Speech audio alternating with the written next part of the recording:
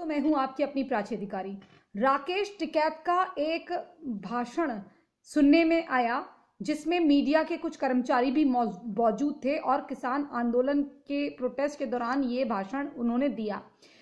राकेश टिकैत ने कहा कि आंदोलन जीवी तो हनुमान जी भी थे, क्योंकि वो किसी और के मैटर पे पढ़ के, किसी और के मुद्दों पर पढ़ के यहाँ से श्रीलंका चले गए, वहां जाके श्रीलंका भी जलाई और इतना उनका साथ दिया। तो मैं राकेश टिकैत से कहना चाहती हूँ कि कई टिप्पणियां कुछ एक आध टिप्पणियां तुम आसमानी किताब और औरतों में जो रूह नहीं मानने वाला मजहब है उसके बारे में भी कर देते। जिन लोगों के साथ तुम खड़े होकर अल्लाह अकबर के नारे लगाते हो उनके वहां के हलाला के बारे में भी कर देते। उनके वहां जो औरतें ट्रिपल तलाक के लिए मर रही थी उनके लिए जो काम मोदी जी ने करा उस पर भी तुम अपना आंदोलन जीवीकरण बता देते तुमने क्या करा। तो ये सारी जो बकवासें तुम कर रहे हो और तुम्हें लग रहा है कि मैं ये सब काम करके इधर उधर ये बकवासें कर हर महीने टोल से, आपको मालूम भी है जो इसके पीछे आप लोग पागलों की तरह जा रहे हैं इसकी बकवासें सुनकर।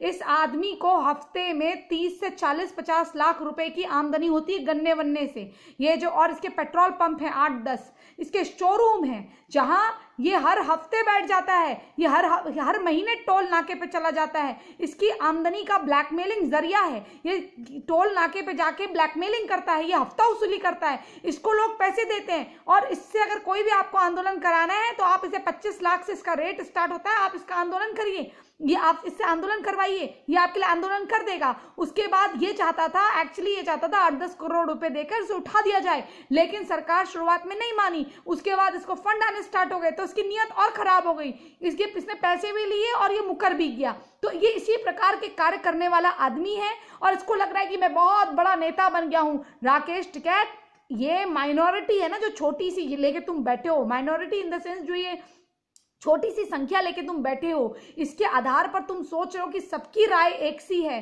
तो याद रखना, इस देश में अगर कुछ भी गलत कल को होता है इतिहास के पन्नों पर तुम्हारा भी नाम दर्ज करा जाएगा कि तुम जैसा एक नीच व्यक्ति 2021 में इस प्रकार के आंदोलन करके देश को तोड़ने का काम कर रहा था और हिंदुओं को जातिवाद में उलझाकर शत्रु देशों का साथ दे रहा था और भारत के शत्रु का साथ देके भारत के सर्वनाश की कहानी लिख रहा था। तुम अगर नहीं चाहते कि कल को तुम अकेले घूमो और तुम्हें कोई देशभक्त गोली ना मार दे किसी दिन, तो अभी भी वक्त है, सुधर जाओ। ये जो हरकतें तुम्हारी हो रही हैं, तुम ये बड़े गलत रास्ते पे चल पड़े हो।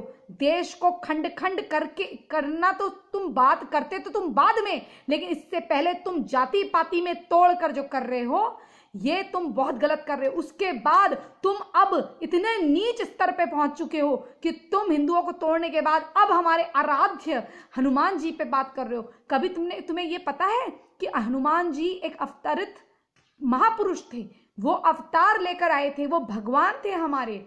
और हमारे वहां जो अच्छे कार्य करता है वो भगवान होता है। जो भगवान पैदा होते हैं वो समाधि लेके वापस भी चले जाते हैं, मर भी जाते हैं, क्योंकि वो मनुष्य के रूप में जन्म लेते हैं। तो उनका दिल जो है धड़कता है, धड़कना बंद भी होता है एक आयु के बाद, जितने समय के लिए जितना उनका प्राय होता है धरती पर। तो उनके लिए तुम कह रहे हो, उनसे सीखो वफादारी कि श्री राम के लिए कैसे उन्होंने वफादारी प्रेम भक्ति निभाई। तुम भारत के लिए क्या भक्ति निभा रहे हो? गद्दार हो तुम, गद्दार, किस विदेशी टुकड़ों पे पलने वाले टटपुंजिए। ऐसे तुम हो आदमी जो इस देश का नमक का ऋण भी अदा नहीं कर सकता। थोड़ा सुधर जाओ, क्योंकि जब ये आंदोलन का ये जो बुखार उतरेगा, जब तुम्हें पुलिस जेल में डालेगी, आय से अधिक संपत्ति का केस तुम पे दर्ज होना चाहिए। जो किसानों को पहले तो तुम्हारा किसानों को आंदोलन है नहीं, तुम आए हो वहां पर आड़तियों के साथ, और वो जो तुमने मजदूर वहां बैठा रखे हैं, दिहाड़ी मजदूर, और जो कुछ लोगों को तुमने भड़का के बैठा रखा है जिनको नॉलेज ही नहीं है, जिन्हें पेपर पढ़ना भी नहीं आता, उन लोगों को तुमने भड़का रखा है। और मैं तो पहले भी कह चुकी हूं कि पंजाब एक ऐसा राज्य है जहां पर 90% खाद्य की चीजें खुद बाहर से आती है, हरियाणा, यूपी, बिहार से, और वहां का जो आटा है वो ज्यादातर आता है कहां से? मध्य प्रदेश से। और जो भी वहां बैठा हुआ है फॉर्च्यूनर गाड़ी लेके, मर्सिडीज लेके, वो खुद अपने दिल पे हाथ रख के बताए कि उसकी किचन में कौन सी जगह का आटा आ रहा है। इसलिए ऐसे झूठे मक्कार लोगों से सावधान हो जाइए जो गरीबों को भड़का के वहां पर लाए हैं। इतनी मौतें हो गई हैं, ये इस राकेश टिकैत को हाय लगने वाली है, समझे? ना जाने कितने लोगों की,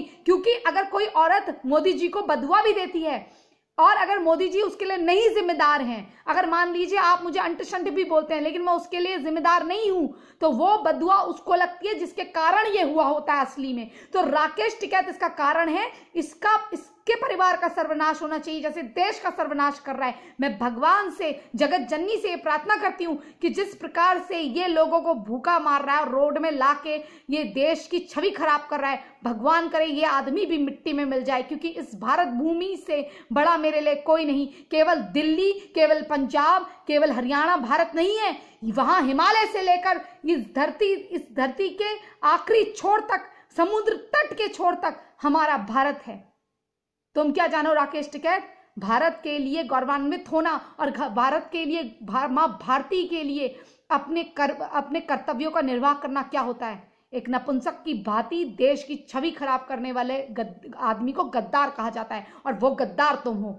बताओ तुमने कैसे प्रॉपर्टी अर्जित करी है? कहां से लाए हो इतना पैसा? क्या काम करा है तुमने? ये तुम्हारे गन्ने बिक रहे हैं, तुमको लाखों का तुमने गन्ने की मिल में जो गन्ने बेच रहे हो उससे तुम्हें महीने में 30-40 लाख का भुगतान हो रहा है, और ये जो बाकी लोग यहाँ मर रहे हैं इनको तुम भड़का रहे हो। तो तुम्हारा जब इतने गरीब तुम किसान हो, तुम तो किसी को मजदूर तक नहीं रखते हो, इतने पैसे वाले हो। अगर तुम इतने गरीब हो, तुम्हारे पेट्रोल पंप चल रहे हैं और तुम आंदोलन छोड़कर टेहरी बॉर्डर, ये बॉर्डर से, सिंगू बॉर्डर से गए कहां थे तुम? ये बताओ। मैं बताऊं कहां गए थे? मेरठ गए थे, जहां तुम्हारे लड़के का कॉन्ट्रैक्ट का काम चल रहा था सड़क बनाने का। वहां पर उसके डंपर वगैरह रोक लिए गए थे, वहां पर तुम मजिस्ट्रेट से मिलने गए थे, समझे? रातों रात गायब होकर तुम ये इतने करोड़ों अरबों के काम कर रहे, तुम किसान हो? अरे शर्म करो, खलिस्तानियों से पैसा खा रहे हो उनको। मैं खलिस्तानी नेताओं को बोलना चाहती हूँ, राकेश टिकैत तुम्हारा उल्लू काट रहा है। मैं कांग्रेस को बताना चाहती हूँ, यह आदमी किसी का नहीं है, इससे सावधान हो जाओ, ये तुम्हें भी जेल में दिलवाएगा। और वो महान किसानों का नेता, वो जो है रॉबर्ट वाड्रा, जो खुद किसानों की जमीन खा के बैठा है, और ये किसान नेता सो कॉल्ड, जिसके 8 पेट्रोल पंप, 4 शोरूम और ना जाने क्या क्या गाड़ियों के शोरूम, और इतनी सारी अच्छी खासे गन्ने लहरा रहे हैं जिसके खेत में, वो अपने आप को गरीब किसान कहता है। और मीडिया को बुला बुला के, अपनी लेफ्ट विंग की मीडिया को बुला बुला के, सोनिया के पैसे खा खा के, लोगों के सौदे कर करके, ये आदमी जो महीने में हर बार टोल नाके पे जाता है और टोल से वहां उसूली करता है, ये आदमी इतना गरीब है, तुमको ले डूबने वाला आदमी है और ये देश की छवि खराब कर रहा है। ऐसे लोगों को सीधे इनका ये खुले में नहीं, ये जेल में होने चाहिए, ऐसे लोगों को जेल में डालना चाहिए।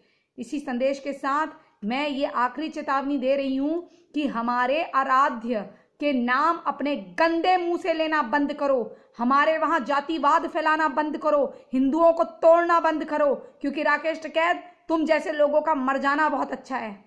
एक बुढ़ा मर गया था जो बांग्लादेश की जो सड़क, जो रेलवे लाइन थी, उसको वो निकाल रहा था, कहां से? उत्तर प्रदेश से। उसे एक महान आदमी गॉडसे ने गोली मारी। ठीक उसी प्रकार से तुम्हारा भी भगवान करे पतन हो जाए। कुछ कार्य मनुष्य करते हैं और कुछ कार्य मनुष्यों से भगवान करवाते हैं, और कुछ कार्य भगवान स्वयं कर देते हैं। और मुझे लगता है अगर कोई ऐसा व्यक्ति नहीं है तो भगवान ये कार्य खुद अपने हाथों से कर दे, तुम सर्वनाश हो जाओ। मैं ये भगवान से प्रार्थना करती हूँ, जो भी गद्दार है, सबसे पहले हिंदुओं में, हमारे सनातनियों में जो गद्दार है, जो भारत का और सनातन का अहित चाहता है, इस देश की छवि धूमिल करना चाहता है, उस गद्दार का सर्वनाश हो जाए, उसका बीज समाप्त हो जाए। ये मैं भगवान से प्रार्थना करती हूँ। जय जय हिंद, जय जय भारत, वंदे मातरम, जय जय माता महाकाली, हर हर महादेव।